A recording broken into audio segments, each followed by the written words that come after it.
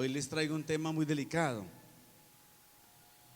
Y es porque nosotros somos complicados, de veras. Y somos muy delicados. Y sobre todo que nuestro país está polarizado en pensamientos sobre la situación actual de nuestra nación. A mí me da hasta miedo poner algo en Facebook, porque mejor dicho, usted ponga lo que ponga, habrá gente que está en contra y otros a favor. Pero yo les ruego que no coloquen nada, porque el comentario que a veces uno coloca, a no ser que sea muy neutral, no va a ayudar en nada. Entonces, esta clase de temas no me gustan tocarlos, pero yo sé que debo tocarlos, como cuando voy a hablar de diezmos. No me gusta hablar de diezmos, pero yo lo hago porque debo hacerlo. Porque voy a hablar de la crisis que estamos pasando. Sin nomás en la parte doctrinal, que todos tenemos la misma Biblia, pensamos diferente. Y usted coloca algo en algún grupo cristiano, un pensamiento, hermano, y de una vez se levantaron los que están en contra. Eso es difícil. Y por eso considero que la reflexión de hoy va a ser difícil y que el Señor me ayude. Quiero hablar del cristiano frente a la crisis nacional. Y anoche he estado todos estos días mirando cómo hacerle. Y anoche me puse en la tarea después de las 8 de la noche a hacerla. Y empiezo con esto. Hay diferentes clases de gobierno, ¿no? Está la monarquía, o sea, los correctos. La monarquía, la aristocracia y la democracia. La monarquía es cuando hay un rey o una reina, ¿no?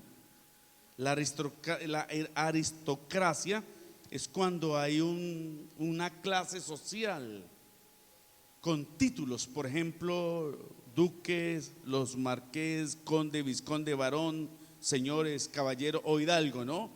Que creo que usted remembra al Quijote de la Mancha, escudero, noble, etcétera.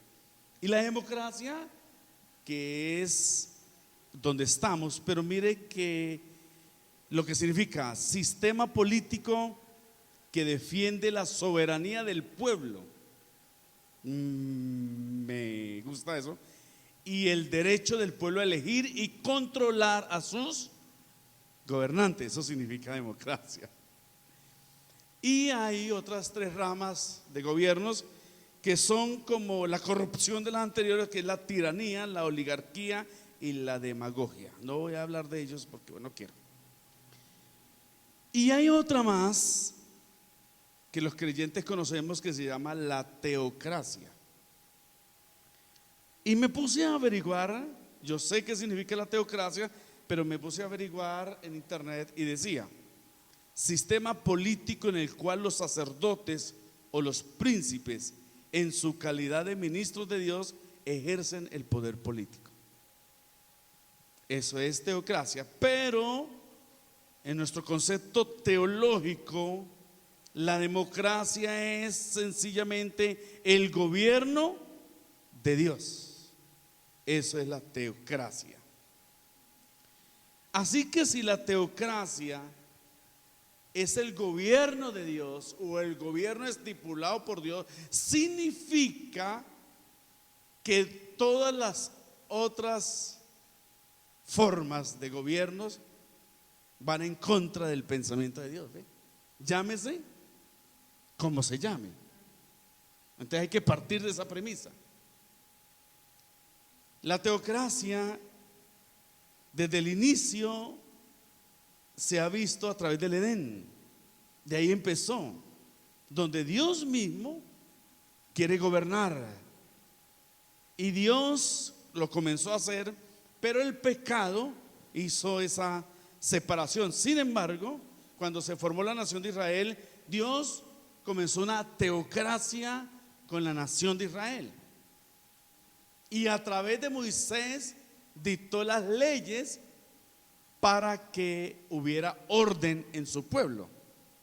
Y hubo leyes de todo estilo, sanitarias, sociales, que iban a propender que la comunidad estuviera bien regulada. Y con Moisés entraron a la tierra prometida, después de Moisés, disculpe, y siguió con Josué la teocracia, en la cual Dios manifiesta sus voluntades a través de sus siervos. Y en el tiempo de los jueces hubo una gran situación, porque la teocracia tiene un defecto y no depende de Dios, sino que depende de cada uno de nosotros. Es decir, cuando la persona o siervo de Dios comienza a enfriarse, a alejarse del Señor, la teocracia pierde el rumbo, porque depende de nuestras decisiones. Y por eso en los tiempos de los jueces, Dios levantaba de tiempo en tiempo un juez para decirles el rumbo, y en ese estilo se levantó el último juez, que fue Samuel. Y Samuel era un sacerdote, era un juez, era un profeta y era el rey, digámoslo así, que dirigía y gobernaba la nación de Israel. Era una teocracia, pero como les dije, la teocracia va hasta que el hombre va en su relación con Dios. Y no podemos cuestionar la relación de Samuel con Dios, que era correcta. El problema entonces eran sus hijos. Y para eso yo quiero mirar primero de Samuel 8, y dice de la siguiente manera: aconteció que habiendo Samuel envejecido, puso a sus hijos por jueces sobre Israel. Y comienza a hablar de ellos. El 3 dice: pero no anduvieron los hijos por los caminos de su padre, antes se volvieron tras la avaricia. Mire eso, es tan tenaz. Dejándose sobornar, pervirtiendo el derecho.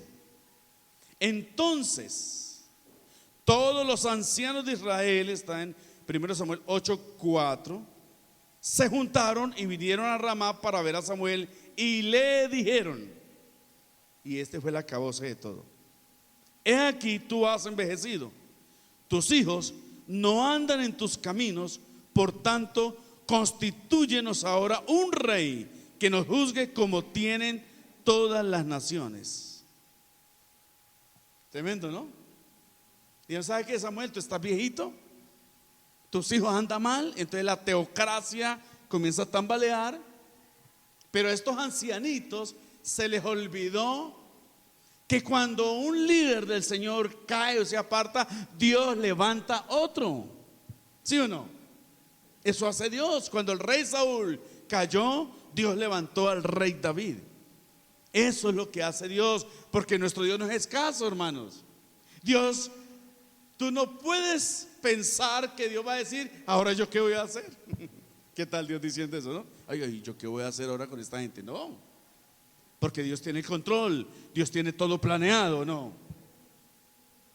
es falta de seguridad en el Señor. Danos un rey. Y empezó la monarquía. Ese estilo de gobierno que tenían las naciones vecinas, que algunas eran monarquías y otras eran tiranías. Ellos quisieron eso, e Israel entró a la monarquía y empezaron los problemas. Pero Dios, y este pasaje es fundamental de lo que voy a hablar en este día, y ojalá yo pueda predicar cortico hoy, pero está muy difícil. Oren mucho al Señor para que predique más corto, pero está muy difícil, porque hay mucho de qué hablar, ¿no? Y casi siempre cuando hay mucho de qué hablar yo lo sesgo en varias prédicas, pero Dios me ayude, mejor dicho. Entonces, 6: pero no agradó a Samuel esta palabra que dijeron: danos un rey que nos juzgue. Y Samuel oró a Jehová. Y me gusta lo que pasa.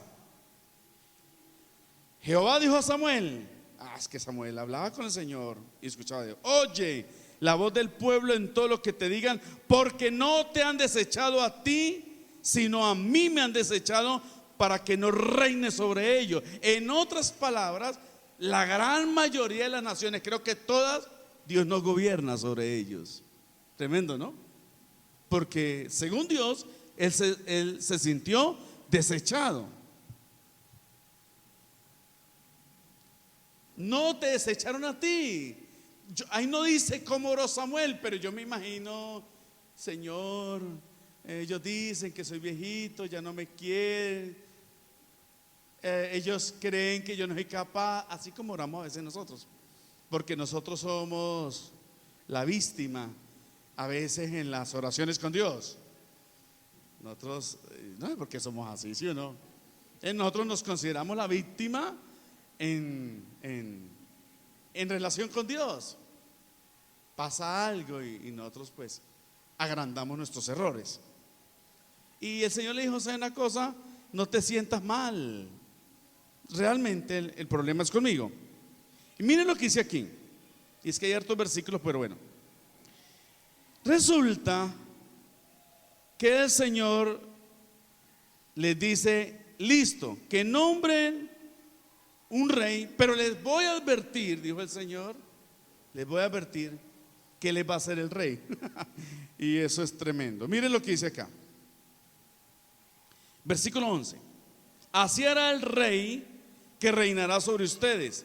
Tomará, sobre vosotros, dice acá, tomará vuestros hijos y los pondrá en su carro y en su gente de caballo para que corran delante de él. Entonces el Señor comienza a mostrarle la diferencia que hay entre tener una teocracia, que es el gobierno correcto, a un gobierno humano.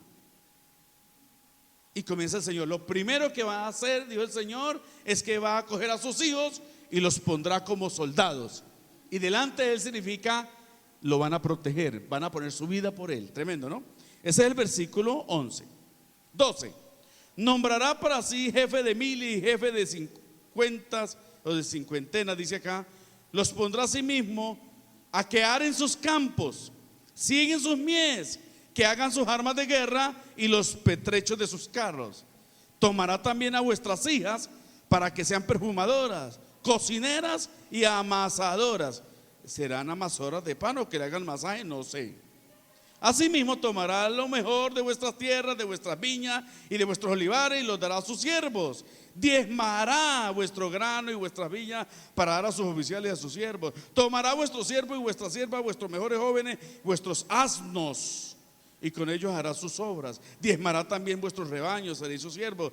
Clamaré aquel día a causa de vuestro rey que os habréis elegido, mas Jehová no responderá en aquel día. Tremendo, ¿no? Pero dice más adelante que Samuel les dijo todo eso, y dice: y el pueblo no escuchó a Samuel. Tremendo. Y empezó una monarquía. En otras palabras, empezaron los impuestos, porque con Dios no hay impuestos, ¿sí o no? Porque Samuel, ¿de qué vivía, hermanos? ¿De impuestos? ¿Tenía necesidad de ejércitos? No. El ejército de él era Dios. Los impuestos eran los diezmos que llevaban la gente de las ofrendas. Digámoslo así, por poner eso mal, pero eso no es así. De eso vivía él. Y entonces empezó la monarquía. Estoy tratando de mostrar esto. Entonces, el pueblo, según el Señor, debe sostener a su mandatario. Y eso es normal, porque Dios lo advirtió. Entonces, nosotros como creyentes debemos mirar que los impuestos es algo normal. Porque yo no sé mucho no tengo ninguna carrera de administración, no sé nada de eso realmente. Por eso me da hasta temor hablar y equivocarme. Pero una de las maneras en que un gobierno se sostiene es a través de los impuestos. Esa es una de las maneras, hay muchas maneras. Así que todos los integrantes de los gobiernos estamos obligados a pagar impuestos. Cuando el Señor estuvo aquí en la tierra, en Mateo 7, 24 al 27, hay un texto muy clave porque Jesús es nuestro modelo de vida. Y dicen aquí que cuando ellos llegaron a Capernaum, Mateo 7, 24, vinieron a Pedro los que cobraban los 2 dracmas, o sea, los impuestos, y hubo una charla entre Jesús y Pedro. Pedro no tenía dinero y él entró donde el Señor a decirle: vienen a cobrar impuestos. Antes de que Pedro hablara, el Señor le dijo: ¿sabe una cosa, Simón? Y empieza un diálogo con él, donde le da a entender que él, como parte de Dios o hijo de Dios, no debería hacerlo, pero dice: sin embargo, para no ofenderles, ve al mar, echa el anzuelo, y el primer pez que saque, tómalo, y le abriré la boca, y hará un estatero, tómalo y dáselo por mí y por ti. En otras palabras, Jesús pagó impuestos. El Señor pagó impuestos. El Señor pagó impuestos. Ahora, ¿cuál es el problema? Hasta aquí todo es normal. ¿Qué es lo anormal o qué es lo normal y lo anormal de nuestra democracia? Entonces les voy a decir varias cosas. Primero, lo anormal es que la gente crea que el gobierno debe sostenerle. Esa no es la labor del gobierno, porque eso no existe, hermanos.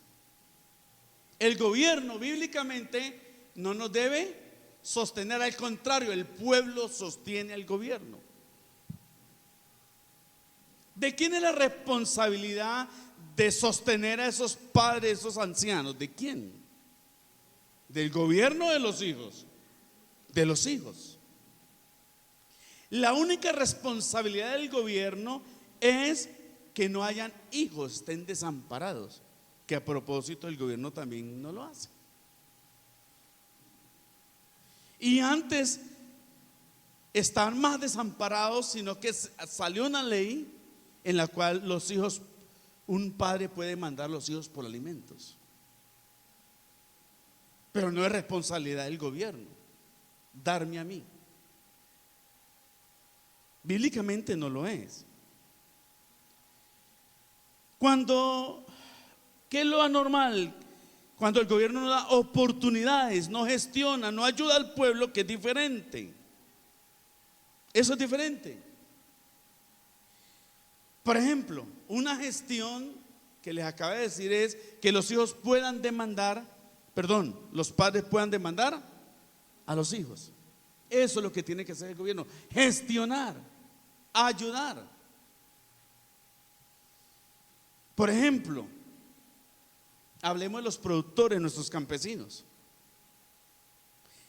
No es responsabilidad del gobierno venderle el producto al campesino, pero sí gestionar para que el campesino lo pueda vender a buen precio.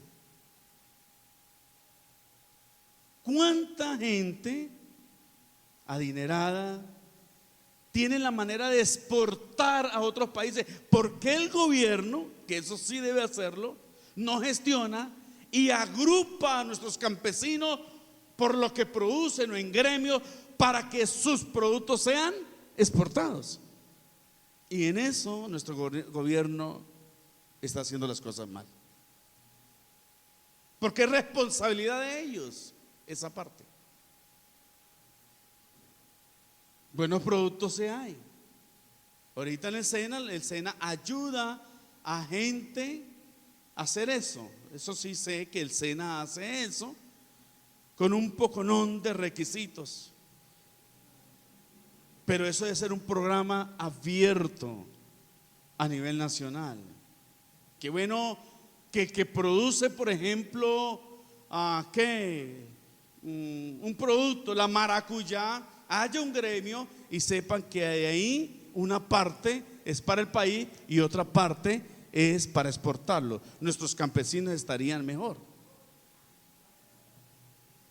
Porque el gobierno debe ayudar a eso, porque a mí me da tristeza escuchar a los cultivadores de papa cómo la papa se está perdiendo, ¿no?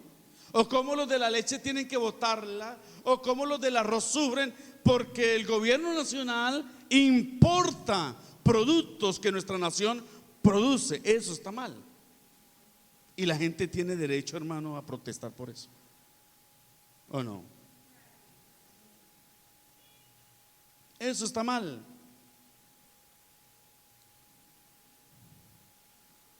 No es normal cuando hay leyes débiles que favorecen a unos y a otros no. Tuve una reunión un día unos pastores y lo que va a sonar horrible. Y están hablando sobre la gran plaga que existe en Colombia llamada la corrupción. Y yo dije, el problema de nuestra nación, uno de los problemas es que tienen leyes débiles, pero sí duras a veces con el que menos tiene oportunidades. Yo pregunté, el alcalde que se robó acá todos esos millones, ¿dónde está? No, está pagando cárcel en su casa, imagínense eso. O sea, hay una desigualdad horrible. No hay unas leyes parejas ni duras. ¿Qué me refiero con eso? Cuando Dios le dictó las leyes a Moisés, dijo: el que sea encontrado cohabitando con bestia, mátenlo. Entonces usted va a encontrar una lista de personas haciendo cosas o de situaciones en la cual el dictamen de Dios es: mátenlo. Y suena horrible, ¿sí, no? Dijo el Señor que si un brujo era encontrado dentro de su pueblo, ¿qué tenían que hacer con él? Matarlo. Por eso, pero mire cómo la perversidad del hombre. Cuando esta mujer fue encontrada en el mismo acto del adulterio, o sea, estaba lo que usted está pensando, y entonces estaba muy feliz ellos, y ella fue arrancada de los brazos del hombre y desnuda fue llevada y la iban a apedrear, pero al sinvergüenza no. ¿Ve? Porque una nación marcada por una paternidad mal enfocada que se llama machismo. Peladita la pusieron ahí y la iban a matar. ¿Cómo se mataba esa clase de gente? A pedradas, hermano. ¿Por qué Dios dejó esta clase de leyes así? Dios dejó esta clase de leyes por una sencilla razón: por causa de la naturaleza caída del hombre, que es desbordante. Y las dos únicas maneras de apaciguar, de canalizar, de encerrar la naturaleza del hombre y que no se expanda o esté sin control es a través de dos cosas. Uno, sobre un nacimiento nuevo. Cuando llegamos a Cristo nacemos de nuevo, entonces la naturaleza corrupta cambia, somos transformados. La corrupción de nuestra alma cambia. Nuestra naturaleza caída y pecaminosa cambia. Y la otra manera no la cambia, pero la restringe, es las leyes.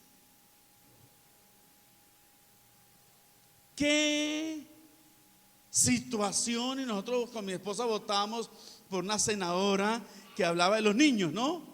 Y proclamaba, creo que murió de cáncer, unas leyes duras para los violadores. ¿Y creen que pasó en el Congreso? No, no pasó. ¿Por qué? Porque muchos de esos sinvergüenza ya son violadores.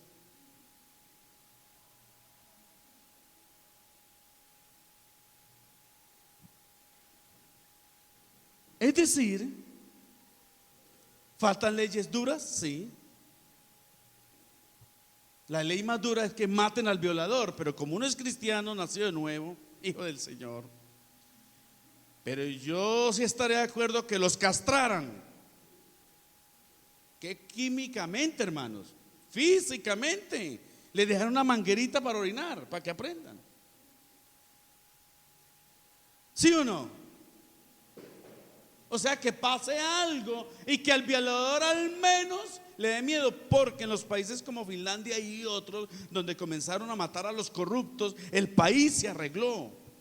Ni un billete, ni una moneda en el suelo se pierde, porque hay leyes duras, pero tenemos leyes débiles manejadas por los que ustedes ya saben quiénes son. Es anormal cuando el gobierno no vela por los derechos del pueblo, como la salud, la educación, porque con los impuestos que nosotros damos se deben hacer muchas cosas. Qué bonito es cuando uno va a Medellín y uno ve la plata de los impuestos. Qué espectacularidad ir a Medellín. Allá estaremos tú y yo viejitos, mi amor, viviendo en Medellín algún día. Porque cuando hacen, ¿sí o no? Pero ¿cómo está la educación? Una de las peores del mundo, hermano. Yo nunca me he sentido tan bruto, hermano, en mi vida, como cuando le ayudo al niño a hacer tareas. Una, a veces nos toca hacerlas nosotros. Y dos, yo ¿de qué están hablando? Imagine, y yo fui buen estudiante, ¿cierto, Marisol? Sí, yo fui buen estudiante.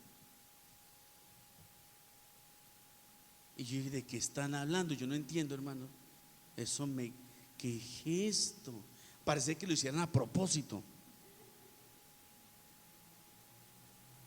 Y a mí me aburre esta educación aquí en Colombia tan mala. Pero mala, mala, mala. Ahora la salud, ¿sí o no? Oye, y los sinvergüenzas nos querían meter una reforma a la salud, pero mala, donde usted que iría a necesitar un especialista o algo más grande, tenía que pagarlo, ¿ah? ¿Y sabe que la salud es el mejor negocio de Colombia? Aquel día me vi un documental completo, hermano. Y estaba diciendo ahí una señora que sabe mucho, dijo, es que la salud es un negocio, pero lo bueno, porque resulta que en la salud, los dueños de la salud no meten de su plata. Oiga, mire cómo esto estamos tan mal. Es un negocio unos pocos donde todos los colombianos tenemos que aportar para el negocio. ¿Ah? Y fuera de eso, se roban la plata, hola. Como la jefa de la DIAN, cobrando millones. O sea, está bien que la DIAN haga ciertas cosas, sí, hombre, pero ¿qué hacen con ese dinero? La sinvergüenza tenía hasta su chef privado que le pagaba como 8 millones de pesos mensuales, dándose la gran vida con la plata de los colombianos. No, hermano, es que esto cansa, ¿sí o no? Y esto aburre realmente. Esto aburre. Eso es anormal. Pero también es anormal cuando el pueblo reclama los derechos con violencia. Eso es anormal, eso no está bien, porque eso se llama anarquía. Y la anarquía es la otra clase de gobierno que hay, es el gobierno del diablo. La teocracia es el gobierno de Dios. La anarquía es el gobierno de Satanás, reflejado en el libro de Samuel. Cada quien hacía lo que bien le parecía.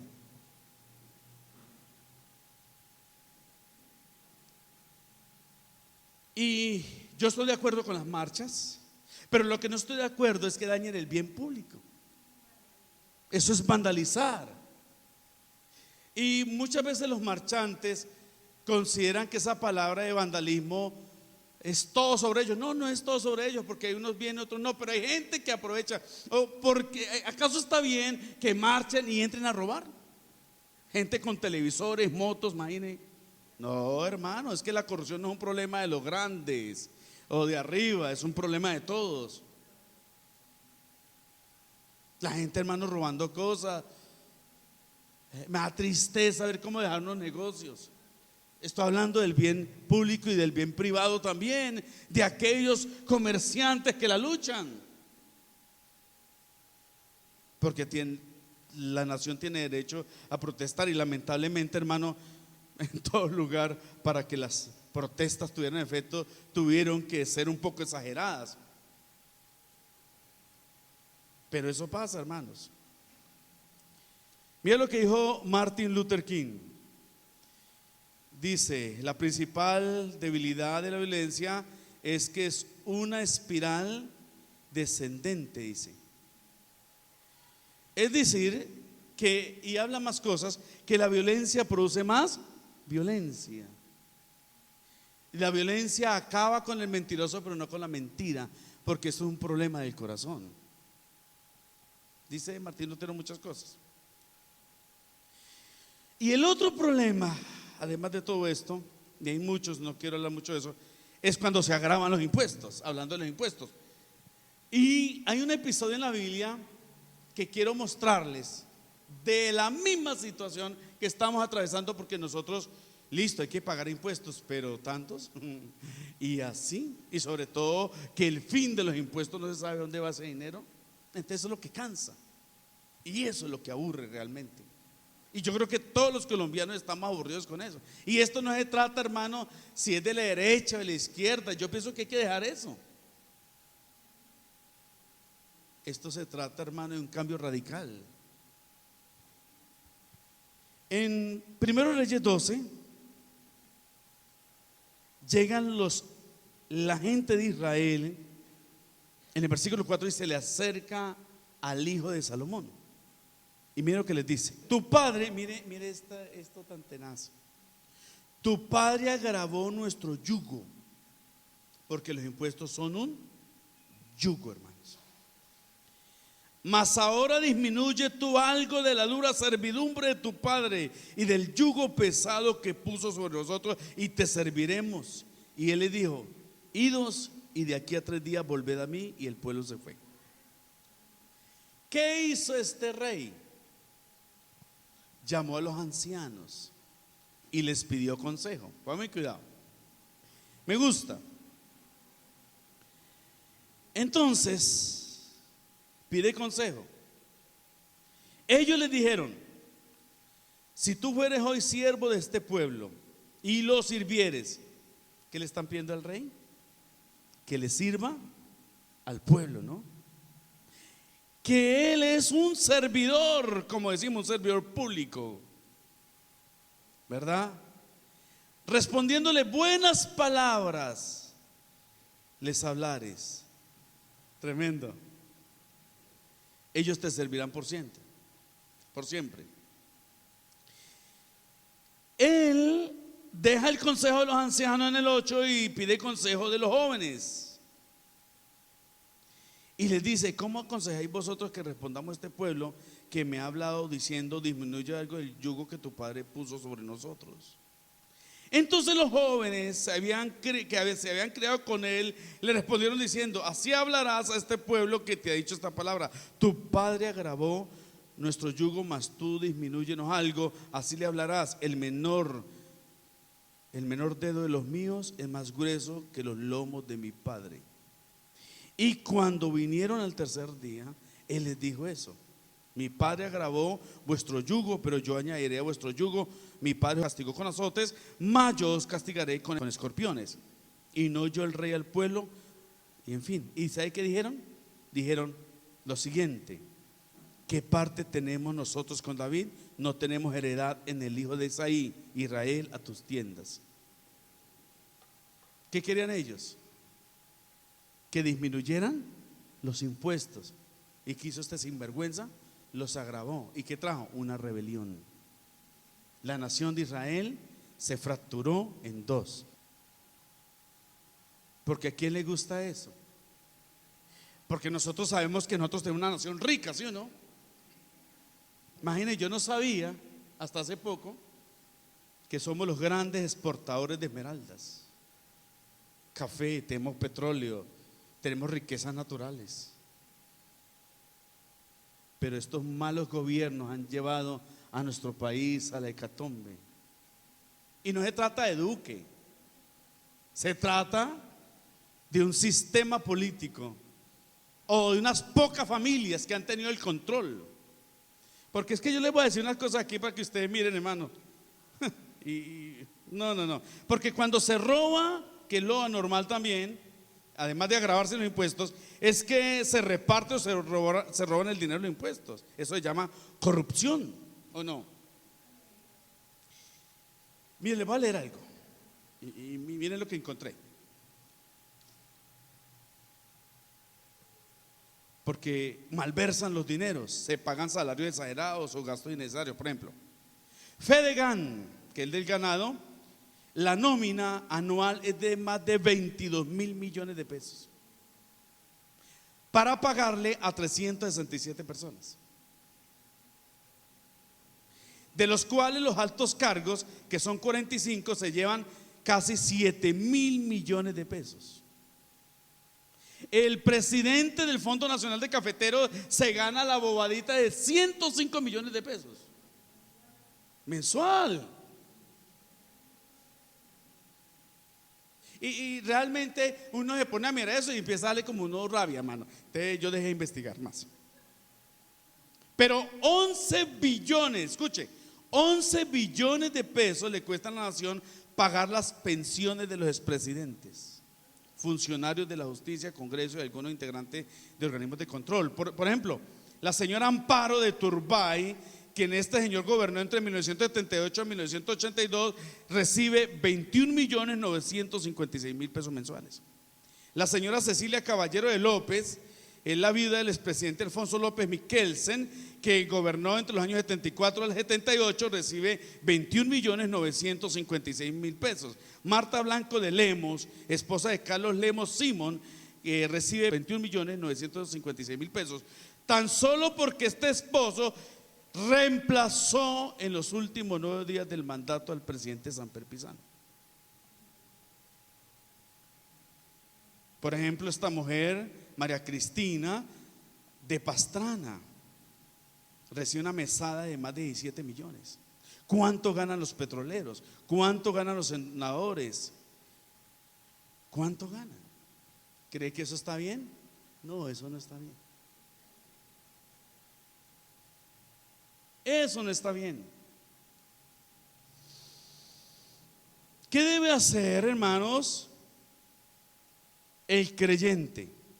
¿Qué hacemos nosotros? Primero, hay que conocer el contexto de la crisis,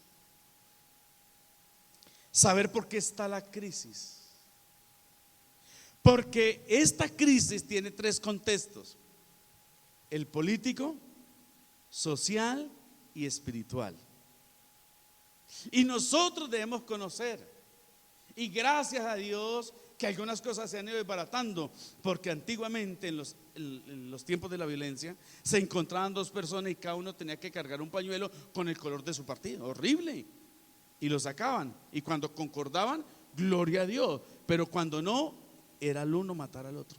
Imagínese usted, por una corriente política, hermano. ¿Cree que eso es de Dios? No. Hasta que nosotros nos levantamos diciendo, pues yo no soy ni liberal ni conservador, soy uribista, y aquí vamos.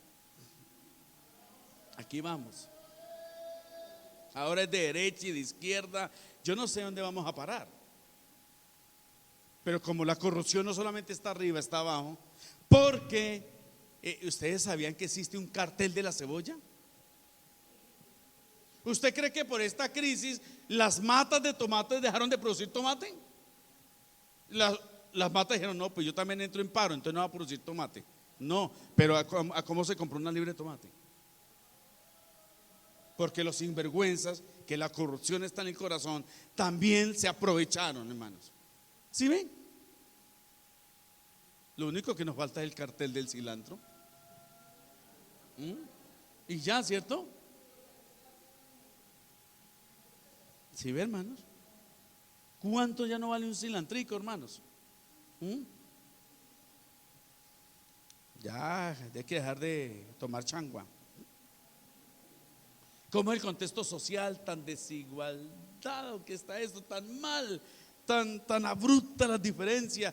Y estamos en los tiempos que el que es rico es más rico y el que es pobre es más pobre. Y me dio una piedra escuchando a un gomelo de esos que están en el gobierno, porque el tipo es un gomelo hablando que después de 350,000 pesos que gana un miembro de la familia ya pasan a ser clase media. Y este tipo no, como los huevos de Carrasquilla. ¿Y dónde están parados? Esa es la gente que nos gobierna, que no saben nada del pueblo. No saben nada del pueblo. Y hay un contexto espiritual también, porque no todo el mundo ama al Señor o tiene una religión, pero lo que es la brujería y la minga indígena, ustedes saben, y mucha gente, hermanos, eso viene con mucha parte de brujería. ¿Qué nos toca hacer? Además de conocer el contexto histórico de la crisis, debemos, hermanos, orar por nuestra nación. Y no solamente por nuestra nación, orar por nuestros gobernantes. Dios no nos mandó a hablar mal de los gobernantes. Ustedes miren a Jesús cómo se comportó. Jesús pudo perfectamente empezar una rebelión contra Roma, pero ¿lo hizo? No, porque él sabía que la rebelión o la revolución, correcta es la que empieza en el corazón. Esa es la mejor. Y hermanos amados, hay que orar porque el Señor lo dice: orad por vuestros gobernantes, los que estén allá arriba, debemos orar por ellos. Orar por nuestra nación. Los que salen a marchar, que salgan, que ellos hagan eso, pero ese no es nuestro papel. Nuestro papel es orar, porque ellos no oran, nos toca a nosotros orar. Ellos hacen su labor, nosotros hacemos la nuestra, pero también tenemos que predicar para que esa naturaleza sea cambiada por el Señor. Y quiero aprovechar esto porque he visto más de uno asustado por ciertos ritos que hacen. ¿Sí han escuchado? Y a mí me parece ridículo. Y veo más de un cristiano, hermano, asustado por eso.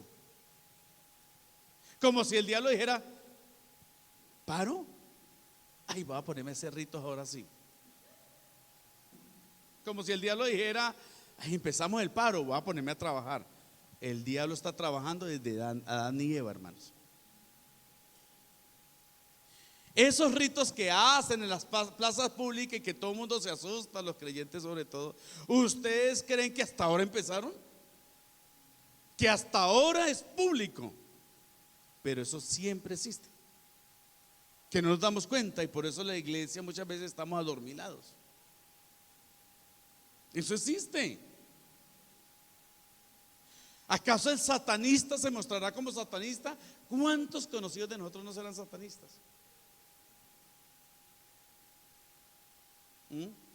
Por allá en el Huila apresaron a alguien, no sé, y en su maleta llevaba unas cosas para satanismo, de brujería, y llevaban nombre de pastores donde los satanistas se unen para orar en lo que hacen ellos, cultos satánicos en contra de los ministros.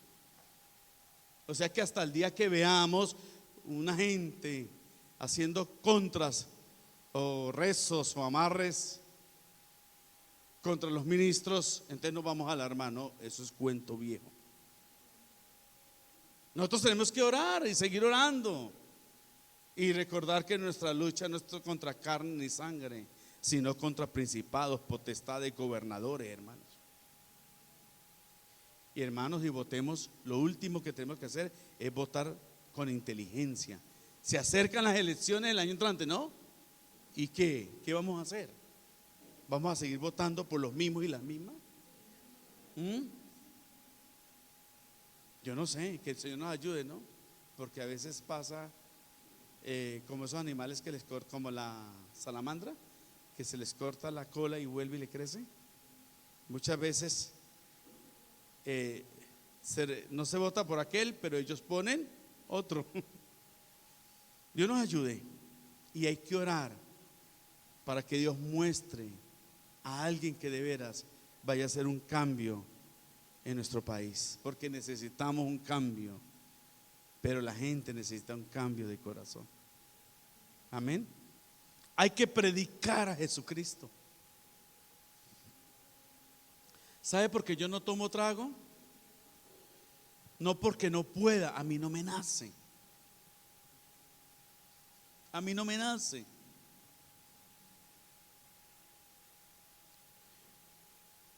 Y llega diciembre y yo no es que no pueda bailar, a mí no me nace, hermanos. Y es por una sencilla razón, porque la naturaleza ha sido cambiada. Si no empieza el cambio desde ahí, no va a suceder nada. Qué bueno que, y ahorita hay un problema, hermano, porque un representante de Colombia Justa por ahí votó en contra de la moción de censura a un ministro, güey. Y entonces este señor Bolívar diciendo que los cristianos, como si Colombia Justa Libre nos representara a todos, o si ese señor hablara por nosotros. No, no es así. Y se está elaborando una carta para mandársela a este señor, que eso no es así, porque ellos no representan nuestros pensamientos. No, que los cristianos, dijo. ¿Cuáles cristianos? ¿Acaso él habló conmigo? ¿O con usted para saber? No, y eso es un problema. Hay más de uno levantándose en contra de nosotros. En los cristianos. ¿Cuáles cristianos?